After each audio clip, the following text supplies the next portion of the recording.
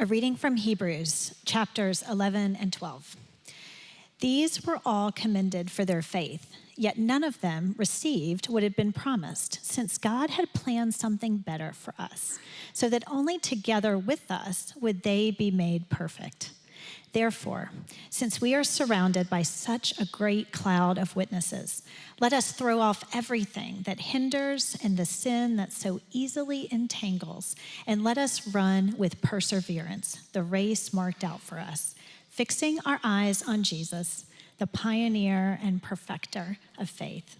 For the joy set before him, he endured the cross, scorning its shame, and sat down at the right hand of the throne of God. Consider him who endured such opposition from sinners, so that you will not grow weary and lose heart. In your struggle against sin, you have not yet resisted to the point of shedding your blood. And have you completely forgotten this word of encouragement that addresses you as a father addresses his son? It says, "My son, do not make light of the Lord's discipline, and do not lose heart when he rebukes you, because the Lord disciplines the one he loves, and he chastens everyone he accepts as his son. Endure hardship as discipline. God is treating you as his children. For what children are not disciplined by their father? If you are not disciplined, and everyone undergoes discipline, then you are not legitimate, not true sons and daughters at all. Moreover, we have all had human fathers who disciplined us, and we respected them for it. How much more should we submit to the Father of spirits and live? They disciplined us for a little while as they thought best, but God disciplines us for our good, in order that we may share in his holiness. No discipline seems pleasant at the time, but painful. Later on, however, it produces a harvest of righteousness and peace for those who have been trained by it. Therefore, strengthen your feeble arms and weak knees." This is God's word. Thank you, Ashley. Good morning. And thanks to Bianca for that really clear and helpful update. And the most important thing she said was at the end about praying. I have these little cards in my Bible that I pray for my wife. I have one each for my wife, my two girls, and I have one for you because you're my other family. And in particular, praying now for us during this season. So I would just encourage you to do that because that's the most important thing. Aside from, obviously, you need to sign up and participate because we want to hear from everybody, but really pray. I have things here like grace and unity, praying for Paul Pack, who's in charge of the whole thing, patience, smooth transition for our family during it. So there's lots of different ways that you can be praying to help us as we get to this next chapter. So I just encourage you to do that. So we are in the book of Hebrews, which one writer, the name of Tim Keller, defined as an intense public pastoral counseling. The whole book is an intense public pastoral counseling letter written to urban Christians who were undergoing intense persecution under Nero.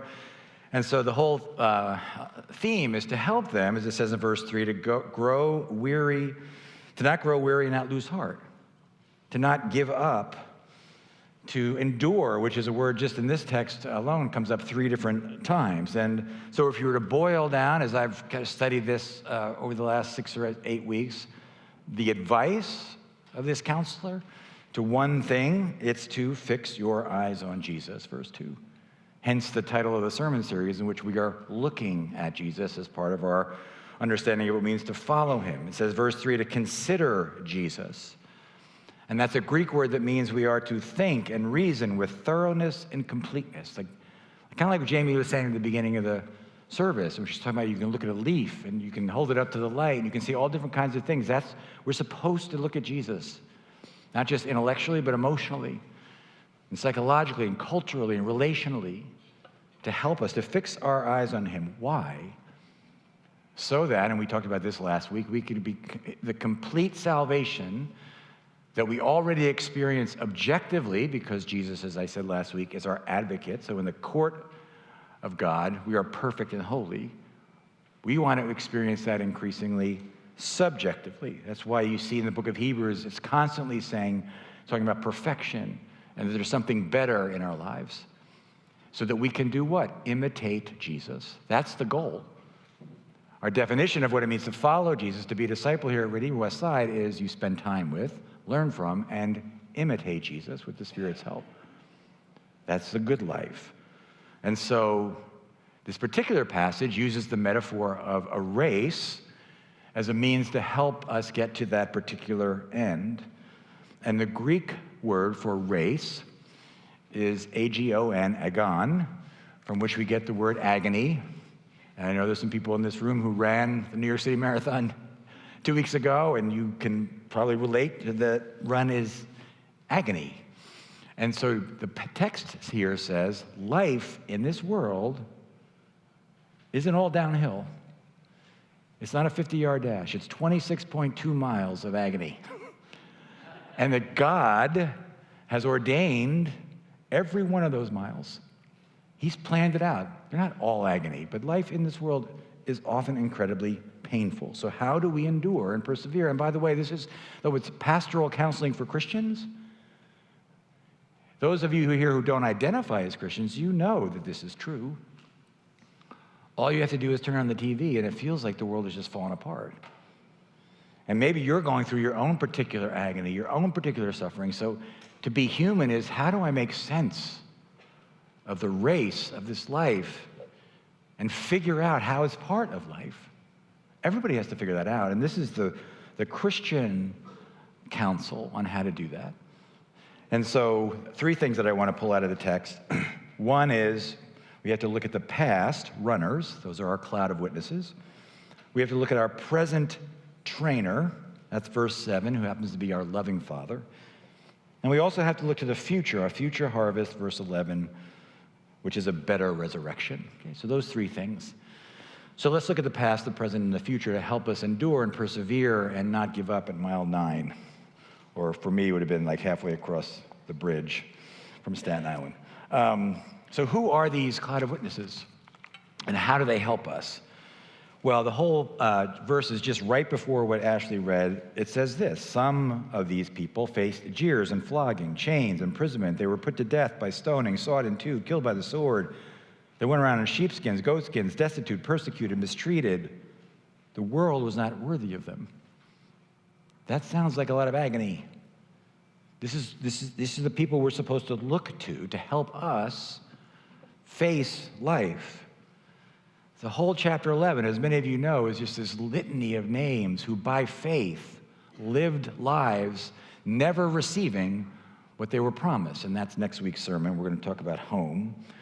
But it's like Moses, and this is a verse that just went through me when I was reading Moses, who chose to be mistreated, and listen to this, because he regarded disgrace for the sake of Christ. Now, Jesus wasn't even born yet.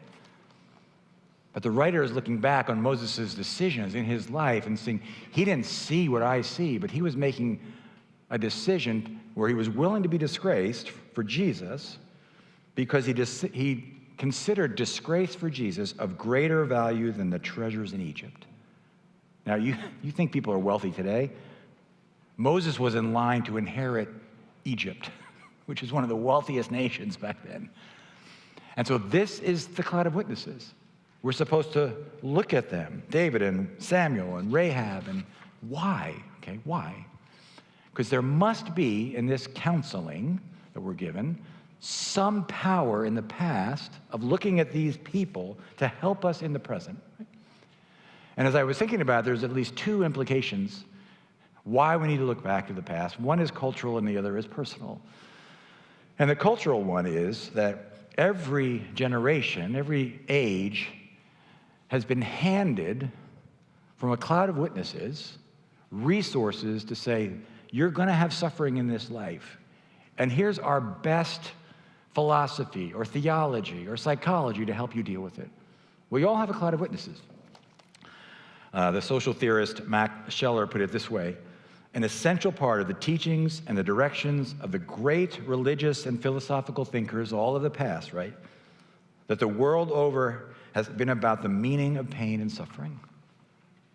That the greatest minds men and women of this world, the cloud of witnesses behind us, have experienced the race before us, and they said, here are some resources that we learned of how to weave the agony into the race of your life, to bestow meaning on it. And it all starts, frankly, with the question, what is the meaning of life? You can't figure out the agony in life unless you know what life is about. In fact, if you go back to the beginning of Hebrews chapter 11, before we get into the long list of names, you know what it says? By faith, we understand that the universe was formed at God's command, so that what is seen was not made out of what was visible. What is that? You can't understand the meaning of life unless you understand the origin of life. And you won't understand the suffering of this world, the writer is saying, unless you understand that behind the world is God, and that there are things you don't see and things you don't understand, like Moses. And if you don't have that, you're not going to be able to handle the suffering in this life. So it doesn't matter whether it was Christian or Buddhist or Greco-Roman or Jewish or Muslim or Islam. They all had a philosophy, a theology, a means by saying this is the meaning of life. And it starts with saying there's more to this life than this life. There's more to this world than this world. And from there, you can begin to understand how suffering might be woven into the grand narrative of this world. But what has the cultural cloud of witnesses given us? What has come to us over the last 300 years? Basically this. By faith, we, modern people, understand that the universe is the result of some random and purposeless cosmic event. And therefore, everything in this life is all there is about this life. There's nothing beyond this. Right? Which means what? What is the purpose of life if that's true? The meaning of life is the freedom to choose the life that makes me the most happy. Right? What is the meaning of your life? As long as I don't hurt someone, I can live how I want to live. Now that flows out of the past cloud of witnesses who have come down to say, there is no God, there is no creator, this world is all there is, so grab it. Let us eat and drink, for tomorrow we die. That's the philosophy. And so therefore, if that's true, if that's what the cloud of witnesses have given us, then why are you in agony? What's the point of suffering? It has no point. It has no meaning. All it does is interrupt and get in the way of your goal of trying to be happy and be the most comfortable as you can be. Because there's nothing invisible about this life. It's all there. You see, it matters what you believe about the meaning of life if you're going to deal with the race of life. Dr. Paul Brand, who was a Christian and who was an orthopedic surgeon who used his skill to help treat lepers around the world, wrote a book called The Gift of Pain. And this is what he writes in it. Suffering is so traumatic for Americans because the meaning of life in the United States is the pursuit of pleasure and personal freedom. And if that's the case, of course we don't have a way to deal with suffering. So I got to move on. Who are your cloud of witnesses? What do you really believe about life? Maybe you sing the songs, but do you really believe and live as if there's a world beyond this world? And do the cloud of witnesses you have help you deal with the agony that comes? So that's the cultural need for the past, but also personally, right? And that's just simply this. Why give us all those names? And then allow us to go back, because you can go through the list of names, and then God, by his mercy, gives us the Old Testament, so you can go back and read all about all the names that are there. Why do we read biographies? Because we become what we behold. I mean, I love reading biographies.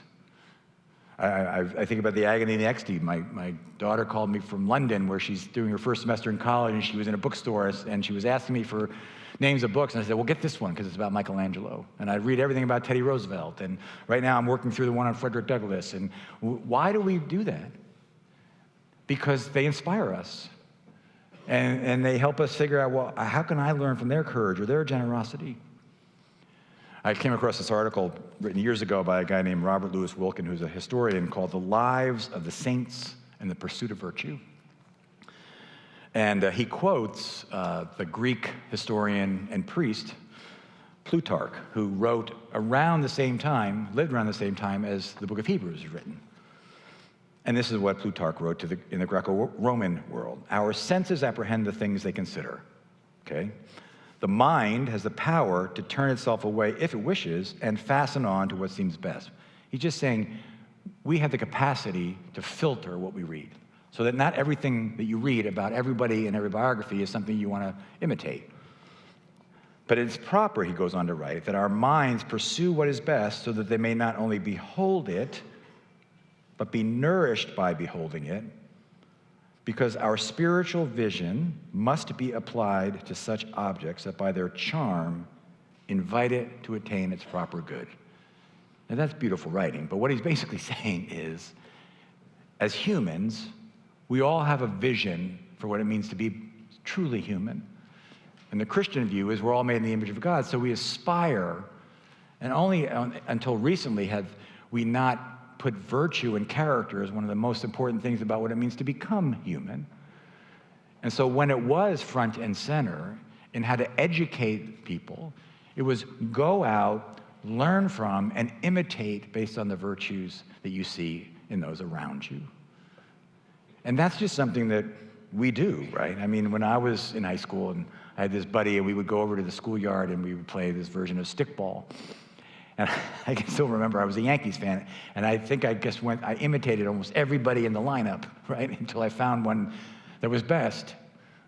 Or if when I watched the U.S. Open tennis and I would go out and play tennis the next week, I would be imitating whoever I was watching, right? It's just natural to do it. And in our particular culture, I was reading an article this week in the Times about influencers.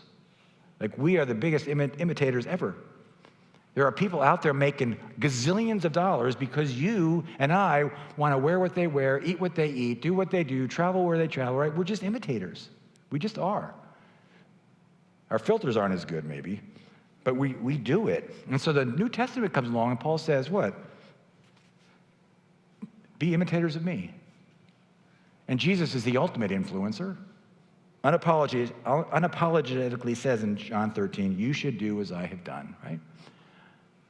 I think we're so afraid as Christians to say, well, we shouldn't do what Jesus does because that's kind of mechanical or it's legalistic. When Jesus says, no. The whole point of becoming a Christian is to become more and more like Jesus and to be imitators of him. He is the pioneer, hence the title of this sermon, of our faith, the perfecter of it. We are to fix our eyes on Jesus so that we become like him more and more. Now, how does that help us when we're running uphill? Well, what does it say about who this pioneer is? Verse 2, he endured the cross. That's an intense amount of suffering, hell itself coming at Jesus, that he did not surrender to, scorning its shame, the absolute cosmic and eternal humiliation of the perfect Son of God being crucified naked on a Roman cross, and then sat down at the right hand of God the Father. So what is that pattern of the pioneer that we fix our eyes on? Out of weakness, strength. Out of death, life. That achievement and agony in the Christian life are bound together if Jesus is who he says he is. You see, it begins to help us understand at least there must be something going on here, because of Jesus himself, who is the pioneer of our faith, who said, imitate me, and that from his death came life and perfection, then that is what is going on for us. You know, in that same article that I read from the historian, he was noting that historically you couldn't find for 300 years any kind of great biography coming out of the Christian tradition, and his conclusion was because the Gospels so overwhelmed the ancient world with Jesus at the center that who else was going to compete? It's why when anybody asks me, like, I don't know what to read in the Bible, I just read the Gospels. Whatever you're doing, just keep in Matthew, Mark, Luke, and John. Because in the end, Jesus is the one we want to imitate, right? So out of strength, weakness. So the past is really important if we're going to understand and be trained by the suffering in our lives. But secondly, we need the present trainer who is our loving Father. These are really verses 5 through 13. It's at the heart of the passage. But the point is that there is no gain without pain. See, it's painful, verse 11. So, when I'm next door at Crunch Gym and I'm, pumping these guns right here, right? With my 7.5 pounds, trying to just get it up to 90 degrees, right? What happens when you work out? How do your muscles get stronger? You have to tear them first. They break down to build back up. So if that is true of our physical bodies, why wouldn't it be true of our spiritual souls? See, that's why he says, verse 12, strengthen your feeble arms and your weak knees. You need a trainer. Otherwise, you're going to crap out at mile 12. You're just never going to make it, or you're going to give up, or you're going to get lost, you're going to make a wrong turn, or whatever's going to happen. You have to throw off everything that slows us down. Right at the beginning of every marathon, not that I would know, but people show up at like 4 o'clock in the morning and it's 40 below zero and they have all these layers on.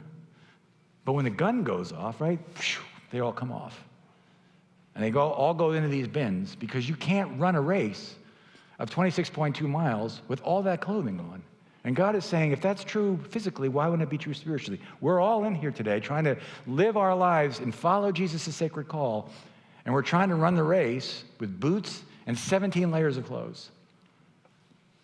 And so he will bring pain into our life so that we can run the race with endurance and become more like Jesus. But that's not going to happen without pain, and that pain is not going to happen without, verse 11, a spiritual trainer.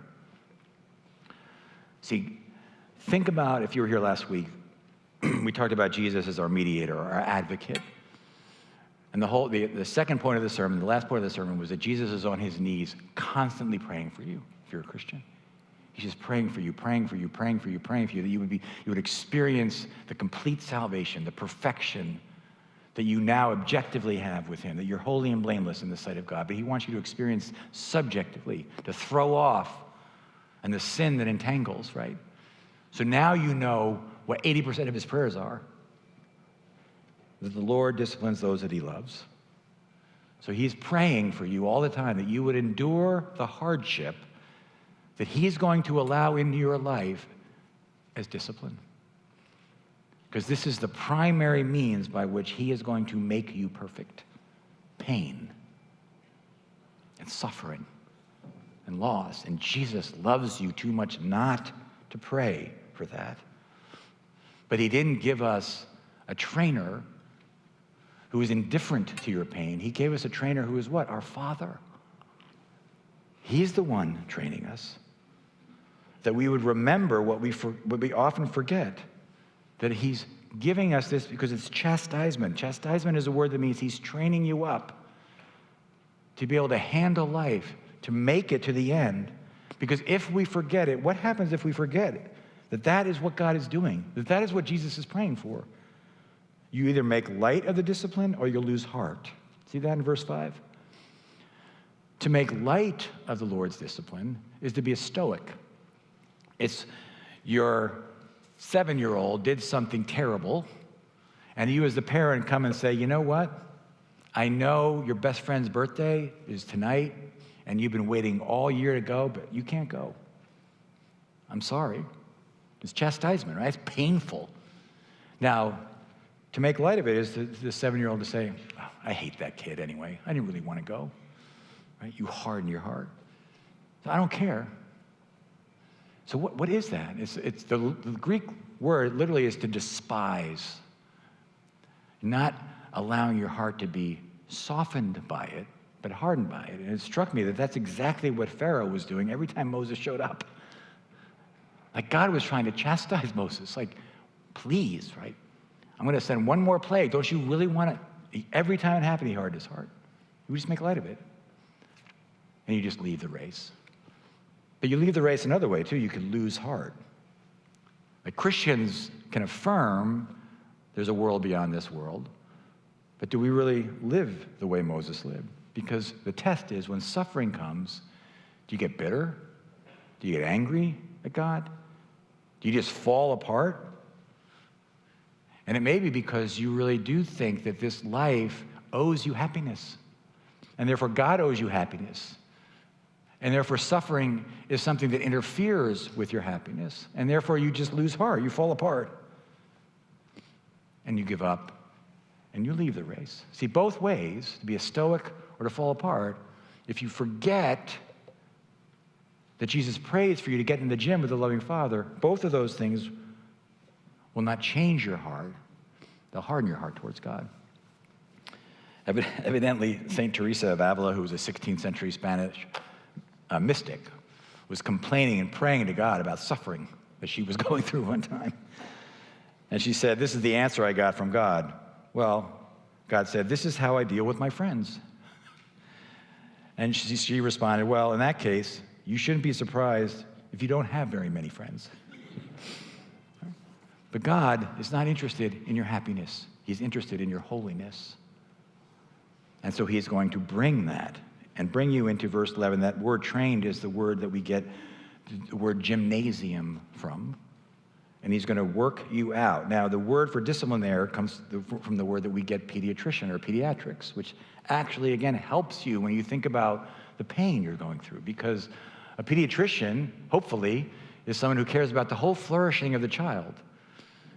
Which means if you've ever sat with a 2-year-old in a pediatrician's office, and they're just smiling at your kid, and your kid's smiling back, and all of a sudden they take this thing out of it, and it's got this long pointy thing, and they stick it in their arm, and they start screaming.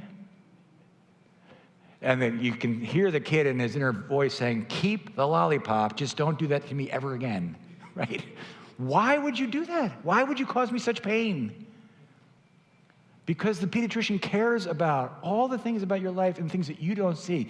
The pediatrician, she sees things the kid can't. This is what God is doing, right?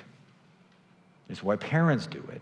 And parents are poor representatives. That's essentially what he's saying. Your earthly father thought they knew what was best, and they did their best, but they didn't really know. A lot of times when I disciplined my kids, because I was hurt, or I was angry, or I was projecting my own stuff on them. God never does that in the gym towards you. He has a vision for your life. And his vision for your life is what we spent the whole month of September looking at, the upside-down kingdom. What is the good life? Turn the other cheek. Every dollar you have is God's, and give it away generously. The world is going to become Eden again someday. And every race and nation and tribe and language, we all know that's the good life, but we don't live it. We can say it, but we don't live it. And Jesus is going to say, "I'm going to bring pain into your life so that you can begin to live it." Because Christians, like we do, week in and week out, pray the prayer, "Thy kingdom come on earth as it is in heaven." That's a prayer. We ask God, please bring more of the perfection. Bring the harvest of righteousness and peace on the Upper West Side of Manhattan. Do it. And you know what his answer is? Great, go, do it. Turn the other cheek. Give your money away to the poor and to the work of my kingdom, and work against racism in all its forms. Do it. And when we don't do it, he's going to say, "Okay, well, I'm going to start bringing some pain into your life until you do, because I love you." And that's how you are going to experience it, and that's the way the world is going to experience it. See, this is not easy, but it is helpful because you have to deal with the pain. And as John Newton said when he was counseling somebody in one of his letters who was going through a terrible time, "Know this, everything is necessary that God sends you, and nothing can be necessary that he withholds." See, the best of parents will never go too far in their discipline. They'll go just enough to get them to change and to grow into people of virtue. But they won't give them the discipline that is unnecessary. So if that's true of us, why wouldn't it be true of God? Martin Lloyd-Jones has a book on spiritual depression, and he has 2 chapters, one called Chastisement and one called In the Gymnasium, that tear apart both the verses 5 through 13, and this is how he summarizes it. The whole of salvation is God's work from beginning to end. Once God starts working, he goes on with that work. God has an ultimate objective and purpose for us, and that is that we might spend eternity with him in glory.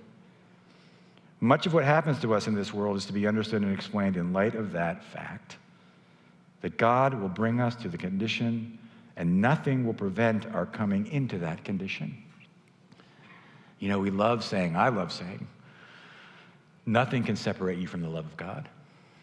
Nothing, including the pain that he's going to use in your life so that you don't leave the race. He will not let you do that. And so he will bring loss into your life. You know that are sitting here. Financial loss, loss of health, loss of loved ones, loss of relationships. He will bring that loss into your life because he doesn't care about your happiness. He cares about your holiness. And he cares about the fact that one day you are going to be complete, and he wants you to experience that now. No pain, no gain. We have to understand that nothing can separate us from his love. So that's the past, that's the present. Verse 11, the future harvest, a better resurrection. Now again, see that in verse 39 and 40. They were all commended for their faith. None of them had received what had been promised, right? They were waiting for something to come. And again, next week I'm going to be preaching on the idea of home, and that is Hebrews chapter 12, because God had planned something better. That is throughout the book of Hebrews. And man, I don't know about you, but in our world today, we need something better. And part of what that is better is a better resurrection. 11, verse 35 says this: women receive back their dead, raised to life again. That's Elijah and Elisha. You can go back and read those stories. They're amazing. And then there were others, and it probably means other women, who were tortured, refusing to be released so that they might gain an even better resurrection. Now that's a fascinating part of how to understand life and using the future as a resource of counseling to get through so that we can make it to mile 26.2, right? See, think about it, right? Some trusted God, and they got their children back. Some trusted God and got sought in too. Both trusted God, and both had faith in what? A better resurrection. Because even if you get your child back, it's just temporary. They're going to die again. And everybody wants to live forever. Everybody wants to have a life and love and relationships that never end, right? So they were looking for a better resurrection, faith in a better resurrection. So how do we cultivate that kind of faith so that whether you get beyond what you could ask for, or the worst possible thing can happen for you, you actually will let that happen to you because you have faith in a better resurrection? We have to fix our eyes again on Jesus and think and reason with thoroughness and completeness about how these stories ultimately point to Jesus. So for example, in chapter 11, it says, there were those by faith who quenched the fury of the flame. Now, what story is that? You can say it out loud. Who? Daniel, right? Who got into the fury of the flames? Sunday school. Shadrach, Meshach, Abednego. Daniel chapter 3. And Nebuchadnezzar, unless you bow down to me, unless you worship me, I'm going to throw you into the flames. So what did they say? O king, which is amazing, right? They were still honoring his role. Our God can deliver us from these flames. In fact, we believe our God will deliver us from these flames. But if he doesn't deliver us from these flames, we're not going to bow down to you or your idol. See, now what is that? What kind of faith is that? That we would rather burn than bow. It wasn't faith in some abstract idea of, beyond this life is a better life, or they're in a better place, or whatever. It's just no, they had a faith. It wasn't faith in some deal that they made with God. It was faith in God, worship. We will not bow down to anyone but God. It's almost as if, I was thinking about this morning when we were singing at the 9:30, that you could imagine the three of them singing, "Great is thy faithfulness," as they were thrown into the fire, right? Great is thy faithfulness, O God, my Father. There is no shadow of turning with thee. Thou changest not. Thy compassions, they fail not. As thou hast been, thou forever will be. See, that's not an intellectual faith in a better resurrection. That is, we love God. We would rather die than deny God. because he is slow to anger and abounding in love. He has been good to us. He's been faithful to us. And whatever happens to us, we will not abandon him because he has never abandoned me. See, that's what the faith is in. Their hearts, going back to Plutarch, had been charmed by God. To be converted is to love God now and to trust his promises that whatever might happen to you, better days are ahead. Now, Daniel and those guys had no idea what we have, right? Which is that we have Jesus. One commentator put it this way: the great challenge of the book of Hebrews is to cultivate the unshakable confidence that God himself is better than anything life can give us or that death can take away from us. That's perfection, right? Having that kind of confidence in your life. And to see Jesus, right, who was our pioneer and who for the joy set before him endured the cross and suffered the shame of the cross. Now, why would he do that? Is it because he wanted a harvest of peace and righteousness? No, he is peace and righteousness. Is it because he wanted to participate and experience in somehow the holiness of God? No, he is ultimately and is the definition of holy. So what in the world or in the universe didn't he have that only the cross could give him? You. It's the only thing he didn't have. So you and I are his joy. The reason he endured so that he could have us. See, that is such a greater resource than anything Daniel ever had. And so here's your homework assignment going into Thanksgiving. What can you meditate on? What can you consider? What can you fix your eyes on? And for me this week, it was Jesus' scars. And that when he was facing people who were doubting him, he didn't get into a whole theological debate. He said, hey, look at this.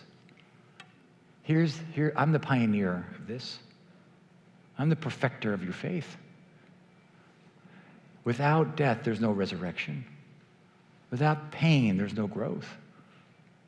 Right? Without some kind of agony, you're never going to become, and you know how that's true. Look at my scars. It's part of Jesus' perfection. At the right hand of God, when he's kneeling down and praying for you, he's praying with you with scarred hands. Because they're reminders of his perfection, and they are reminders of what God is doing with you now, because he wants us, together with all the saints, right, this greater plan, with Abraham and David and Ruth and Deborah and Mary and Martha, one day we're going to be made perfect together and participate in that better resurrection. That's the past and the present and the future resources that God gives you as you run the race for him. Let's pray. Jesus, I just want to pray for those here for whom this is really hard to hear. I know there are people in this room who are suffering, and this can feel like cold comfort. So I ask in your mercy that you would bring comfort to them.